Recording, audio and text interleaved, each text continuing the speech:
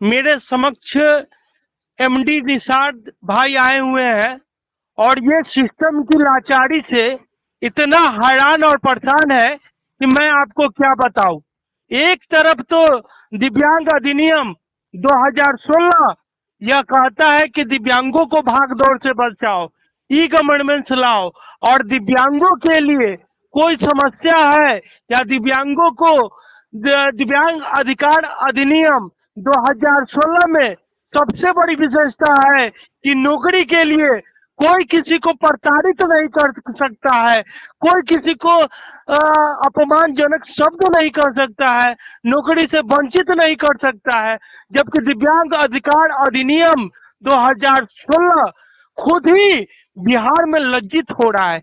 इसके पीछे कारण क्या है, ये सभी व्यक्ति को सोचना होगा। और एक दिव्यांग व्यक्ति के साथ जब इस प्रकार का मनमाहक घटना घट सकता है तो सामान्य जन की क्या स्थिति है आप देख सकते हैं और समझ सकते हैं। वही सबसे पहली बार दिव्यांग अधिकार अधिनियम में दंड का प्रावधान रखा गया कि अगर कोई भी व्यक्ति किसी दिव्यांग को प्रताड़ित करेगा, शोषित करेगा, तो उस पर 3 साल की सजा और 6 लाख का जुर्माना होगा।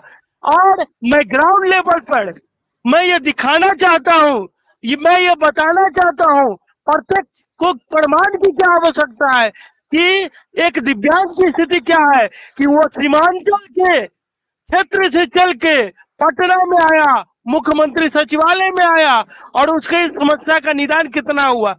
आइए बात करते हैं। मैं मोहम्मद इरशाद बोल रहा हूँ। मैं वयस्क कटिहार से आए हैं।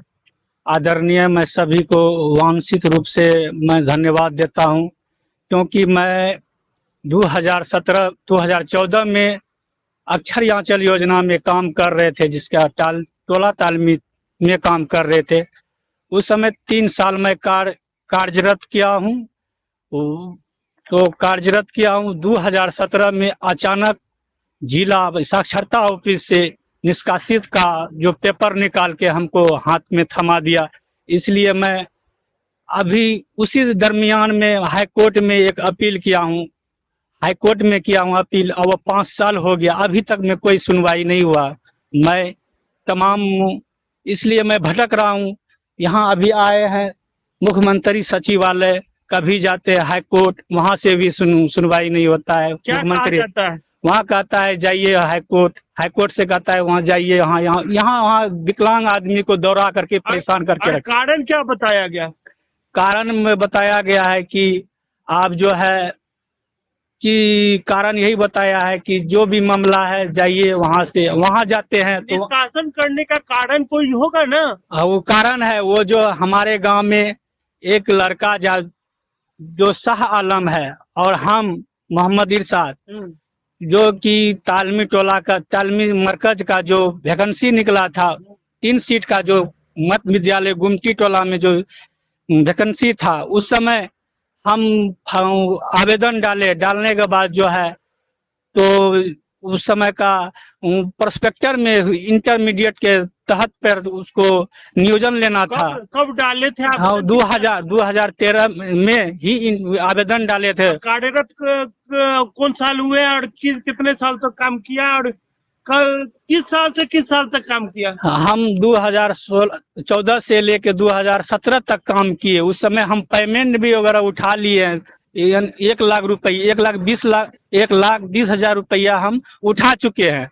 उसी दरमियान एक जो शाह आलम जो जा करके कटिहार में संपर्क किया किसी डीपीओ से, उससे जा करके कुछ यानी गलत डिसाइजन करके हमको जो हटा दिया।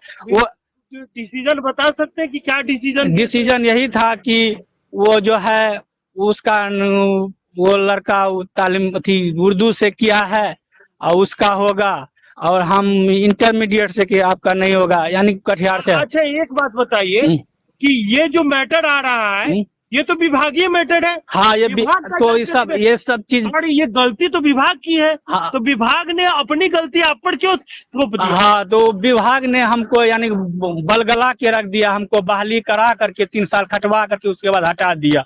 तो बताइए, हम लोग परिवार वाला आदमी है, बाल परिवार वाला आदमी है, भरपोषण शादी ब्याह सब हुआ है, 2 बच्चे हैं और 2 बच्चे हैं। सोच रहे हैं कि मेरा जो मिला मैं इसी तरह से खट करके किसी जीवन भर पोषण करेंगे बाल परिवार को। यहाँ पर देखते हैं जो है विभागी ने गलत करके हमको हटा दिया। अभी हम भटक रहे हैं, रास्ते में इधर उधर जा रहे हैं, कोई रास्ता भी नहीं है जॉब करने का। इसलिए तमाम जितने भी अधिकारी है, मेरा इस कार्य को ध्यान दे करके हमको जो है नियोजन देने की अनुमति दिया जाए। और इसलिए हम जो है कटिहार में प्रखंड कुर्सेला से मध्य विद्यालय गुमटी टोला में, जो कि हम जो 2017 में जो हटाया गया है, उस समय मेरा कोई ऑप्शन नहीं निकला। कार्यरत कब 2014 से लेकर 2017 तक काम कर रहे थे।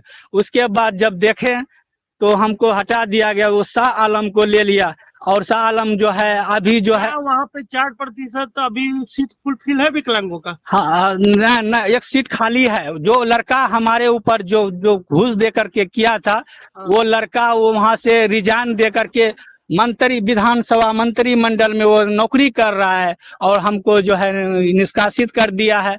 ये और वहाँ अभी सीट वहाँ मध्य विद्यालय गुमटी टोला कुर्सेला प्रखंड में जो है मध्य विद्यालय गुमटी टोला में सीट अभी खाली है। मैं तमाम पदाधिकारी से मैं आग्रह करता हूं कि मेरे नियोजन को पुनः बहाल किया जाए। मैं आपसे अनुमति हाथ जोड़ता हूं, किसी तरह से पुनः बहाल किया जाए। मैं सभी को यानी मुख्यमंत्री, डीएम जितने भी है मेरे काम पर, मेरे ये हालात को देखते हुए जो है ये बहाली को, ये अक्षर आंचल योजना में कार्यरत करने की पुनः बहाली करने के अनुमति दिया जाए कार्यरत करने की, क्योंकि इससे मैं अपनी भरपोषण परिवार चला सकता हूं। मैं धन्यवाद आपको देता। मैं निश्चित रूप से आप लोगों का ध्यान अब आकर्षण करवाना चाहता हूं। मैं अंतर्राष्ट्रीय सचिव सौरभ कुमार हूं और ये न्यूज पोर्टल या पोर्टल मैंने इसलिए निर्माण किया है कि दिव्यांगों की समस्या को जड़ से समाधान किया जाए। और इस पोर्टल पर 10,000 से अधिक सर्कुलर है दिव्यांगों का। तो एक सर्कुलर कहता है कि 3 साल कार्य करने के बाद किसी भी दिव्यांग को आप निष्कासित नहीं कर सकते हैं। न जाने किस कारण से इन्हें निष्कासित किया गया है। तो अब पदाधिकारी इतने बड़े हो गए कि वो एक मतलब निश्चल दिव्यांग या पैर से चलित दिव्यांग को इस प्रकार से परेशान करेंगे। और एक बात और स्पष्ट कर देना चाहता हूं कि ये बहाली प्रतिक्रिया जो होती है वो इंटरनल जांच का मैटर होता है और इसमें सभी कुछ अंदरूनी रूप से होता है। तो वहां के पदाधिकारियों से गलती हुई, अगर गलती भी हुई है तो लड़का का इसमें गलती नहीं है। उनको नियुक्ति से पहले जांच करना चाहिए और जांच करके तब नियुक्ति की करना चाहिए। ये नहीं कि 3 साल हो गया उसके बाद आप अपनी जो जिम्मेदारी है उसको सही से नहीं निभाए और उसके बाद आपने उस दिव्यांग को निष्कासित कर दिया, जो कहीं से भी गलत नहीं है। वही भारत की विडंबना की बात बताना चाहता हूं कि दिव्यांग अधिकार अधिनियम 2016 में दंड का प्रावधान है, लेकिन आज कितने दिव्यांगों को उसका फायदा मिल पाया है यह सोचने की बात है। और भारतीय संविधान में अगर दिव्यांग अपने संवैधानिक अधिकार से नहीं जी पाएंगे तो कैसे जी पाएंगे। तो इसलिए हम अनुरोध करना चाहते हैं और एक पोस्ट जो खाली रखा गया है वो भी बड़े खूबी से रखा गया है कि अगर कोई भी सरकारी कर्मी है और उसको अमानवीय तरीका से हटा दिया जाता है तो केस न बने, इसलिए विभाग ने उसे खाली रखा है। लेकिन अपनी कमियां, जो उनकी अपनी कमियां थी जिसके कारण आज लड़के दर बदर की ठोकरें खा रहे हैं, उसको दरकिनार करके इन व्यक्ति का नियुक्ति नहीं होने दे रहे हैं। तो अब इस केस को मैं अंतर्राष्ट्रीय सचिव सौरभ कुमार लेने जा रहा हूं और सच्ची निष्ठा से लड़ूंगा और इन्हें न्याय दिलाने के लिए हर संभव प्रयास करूंगा। नमस्कार।